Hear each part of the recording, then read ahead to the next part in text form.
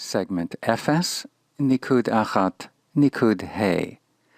Once again, Efes means 0, Nikud means point, Achat means 1, and the next letter in the Hebrew alphabet is He. Do you know how to read? Square script.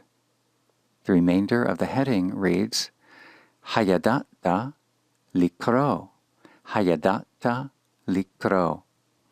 Routinely, we will present the headings bilingually.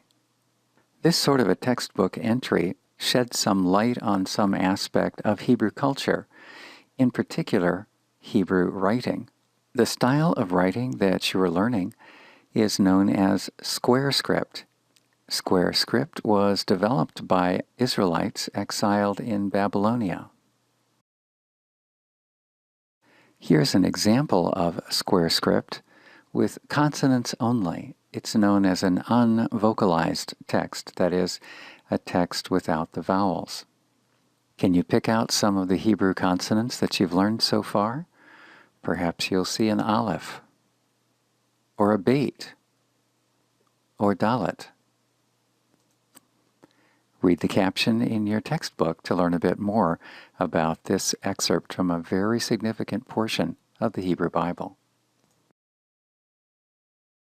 To get an idea of the shape of Hebrew letters, that is, the script, prior to the adoption of square script during the Babylonian exile, take a look at this Oniyahu jasper seal.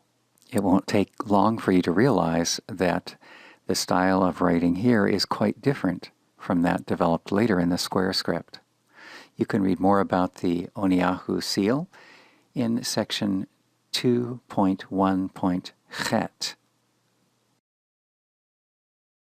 And here's another example of Hebrew writing in a script that predates the square script. This is a stone weight, and on it we find some letters inscribed. You can read more about this in section 2.4.he. The Hebrew Bible includes some vocabulary related to the process of writing. Katuv.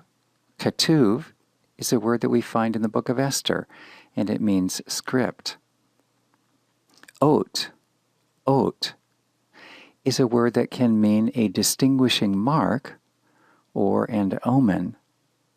For example, in the case of Cain, when we read the account that God placed a mark on his forehead to set him apart and make him easily recognizable, the word ot is used. In modern Hebrew, the word ot is used to refer to a letter.